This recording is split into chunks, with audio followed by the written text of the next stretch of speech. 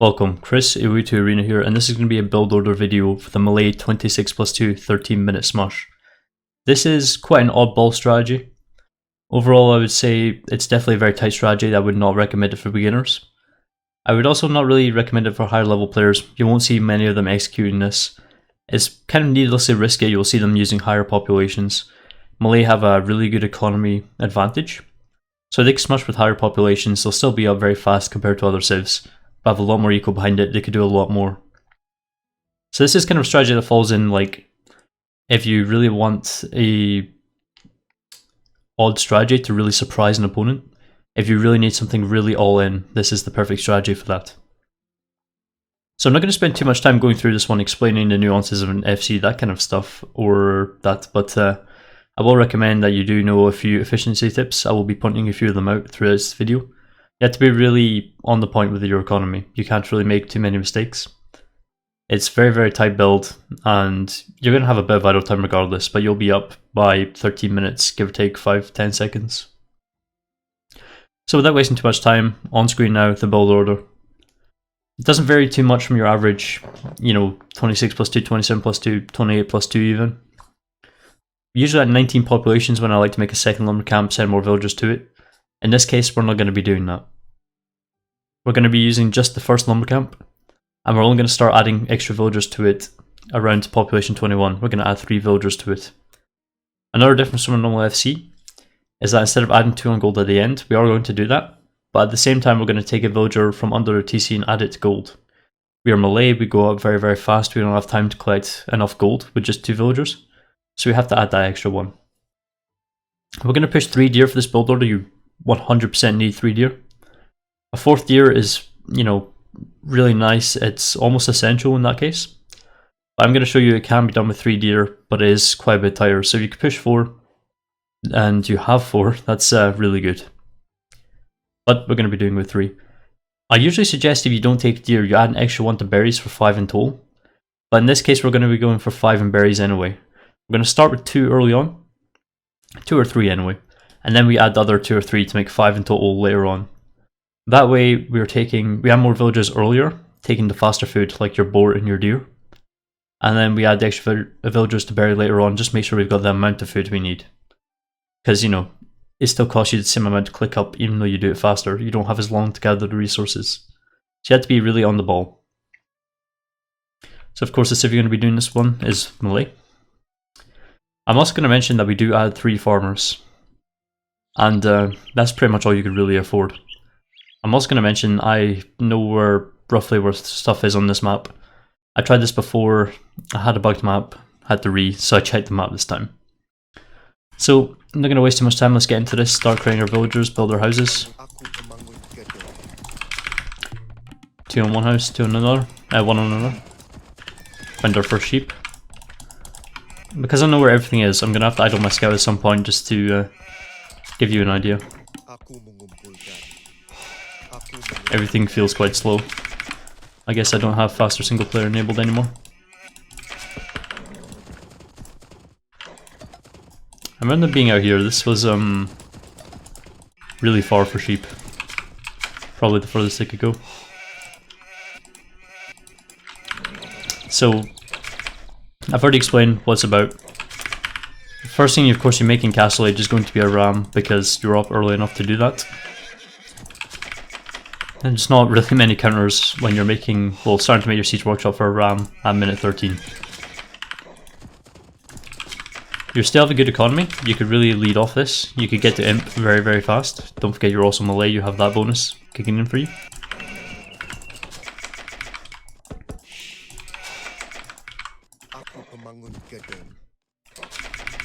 So unlike all other all-in builds, you actually really can recover from this one.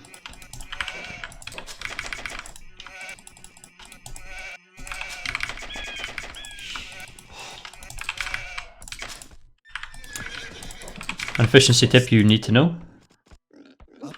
This actually does save you idle time in a lot of games. But control group your villagers that are taking the sheep. That way, every time you take a sheep, you can move directly onto the next one without any villagers bumping into each other too much. And when you're luring your first boar, sometimes you end up with 49 food when you need to create a villager as the boar comes in. That's really caused by not doing that.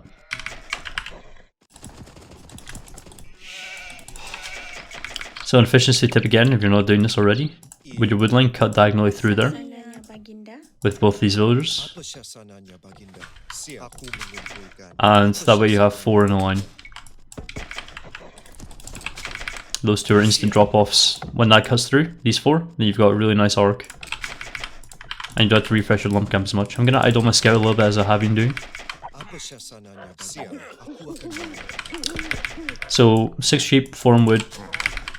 Time to lure in our boar. And we have to build a house for this villager.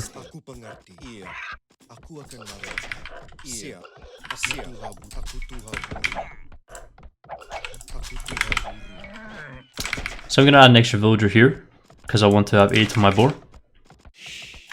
Let's just assume by now you've found everything. Now's a good time to push your deer. If I'm doing 4 on berries, I'm a big fan of using, like, placing the mill directly in there. Because then you simply have 2 on this one and 2 in this one, and they just move in as they go. But if I have 5, you know, 3, you start bumping into each other.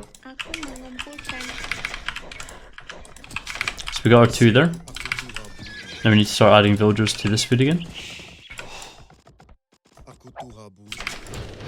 I can afford to add quite a lot to these deer because I don't want this boar blocking up too much.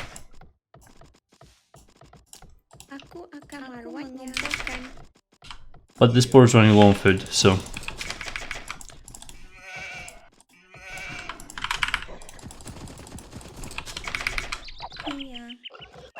around 70 population is when I like to start building my houses. You need 2 houses to up, as with any other build order. From the point I'm at anyway. That's where it doesn't make that much of a difference.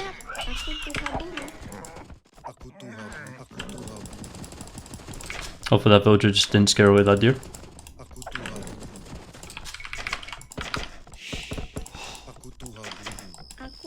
So now we want to add our villagers to berries. We had 2 to start, but now we're adding some more because we need the long-lasting food. We're also going to put this villager to the berries because he happens to be over here.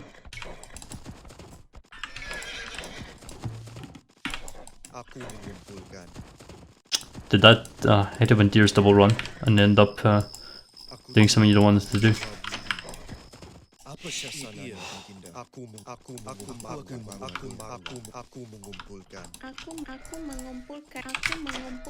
So now we have 5 on berries and we are at 21 population. This is when we want to add 3 to our first lumber camp.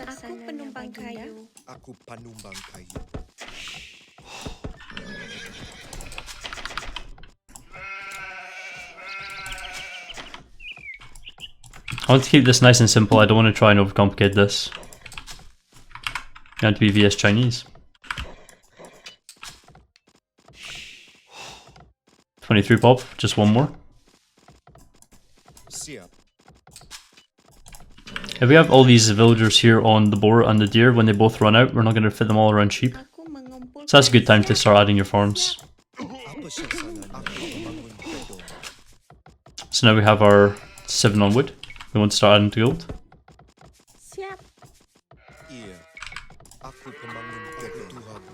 That deer wasn't quite finished yet.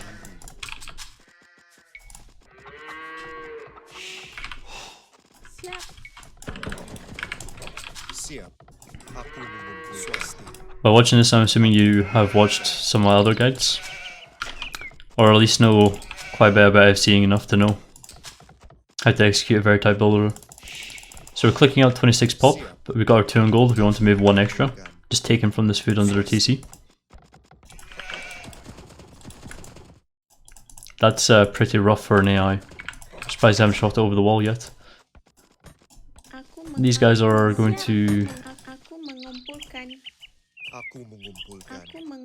I think she'll sort herself out when she gets around. I'll just do it this way.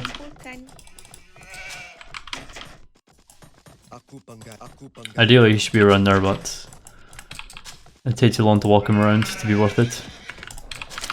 We're at speaking of distances, when you hit Castle Age, you want to send 2 villagers to build your buildings. Generally, if you're pretty close, it's fine to build them inside. If you're quite far, you want to send them quite early. I'm going to be sending a lot of villagers to gold as part of this. So I could always take a couple of gold, send these guys very, very short distance to travel. We're going to be upping fast, so when they get there, Siege Workshop, Monastery. So long distances, yeah. You really might have the thought to get loom in Castle Age. In Feudal Age, sorry. When you made your 2 villagers, you might want to get loom. If you haven't pushed 3 deer, or if you've pushed 3 and you just don't find you have quite enough food, I would recommend getting loom, especially if you have to travel quite far forward. Of course, you are going to be up quite early. I mean, they're not going to be in Feudal Age for that long by the time you hit Castle Age. You still have your Feudal Age scout with your villagers, so you can protect them from wolves, the enemy scout. That kind of thing is very helpful. If the enemy scout does try to engage your villagers, then with any luck, 2 villagers, your scout, you might lose a villager, but they lose a scout, and that's very essential in a Smush, sorry. So let's get back into this. In Feudal Age, usual, build a market, build a blacksmith. We're going to sell 200 stone and buy 100 food to click up. These villagers will go on gold. So we're going to grab our villagers from the wood there. Probably not the best way to do it. Does limit things a bit. But oh well. We're about to cut through some more.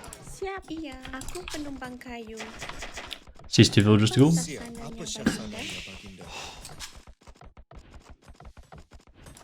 We have a little bit more food to collect before we're able to click up by selling, well, buying 100 food.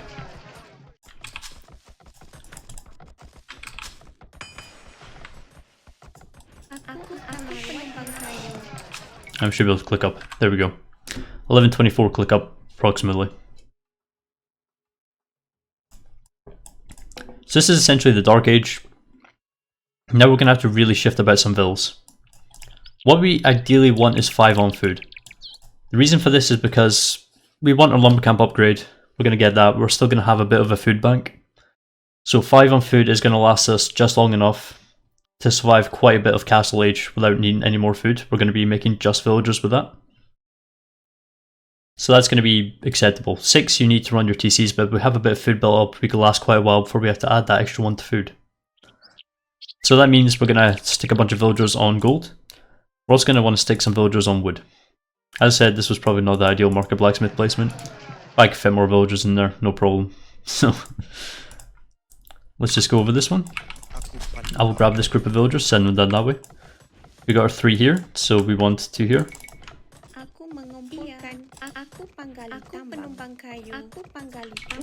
And I'll send these 3 to wood. So now we have pretty much our villa apportionment.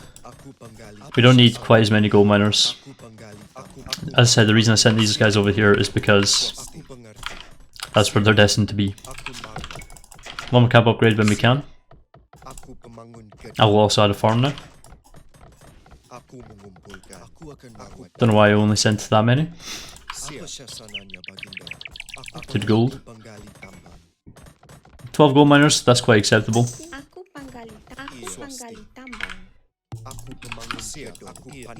It's important not to forget this house because it's something I do quite a bit. And it can be quite devastating. These guys seem to be working efficiently enough. You know, there is better, but don't forget, queue up your villagers. You want to buy 100 wood. That's going to help you to no end. We want to add a little bit more to gold in the process. Soon we're going to be adding another monastery. But you only really need 1 out at this point in time. The really important thing with this Smush is you get that ram out, because as long as you have 1 monk behind it to protect it, you can convert anything. Really screw with the villagers that try to mess with that villager, mess with that ram breaking in. As I said, it's important you buy that 100 wood. If I didn't say it, I meant to say it. But here we are, minute 14.